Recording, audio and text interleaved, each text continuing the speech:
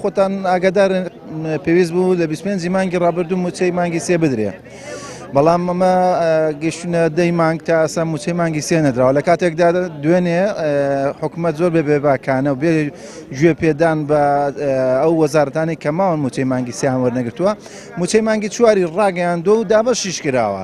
یعنی ئەمە بێباکی دەسەڵاتە بەرامبەر چین و توێژە جیاوازەکانی کۆمەلگا، مامۆستایانی زانکۆیە، شارەوانیەکانە، ڕۆشنبیریە، ئەمانە بەڕاستی هەر یەکێک لەمانە بەشێکن لە دام و دەستگاکانی دەوڵەت لە سنووری هەرێمی کوردستان.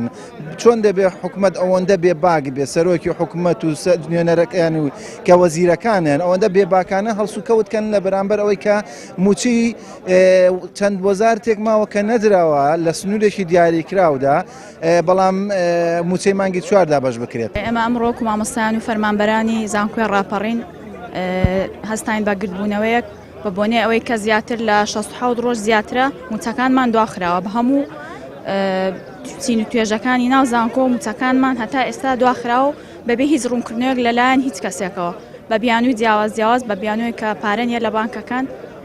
ئێتر هەتا ئێستا دیار نییە، یعنی کەی موچە ئەدرێ یان کاتەکەشی دیار نییە کە کەی ئەمان دەنێت.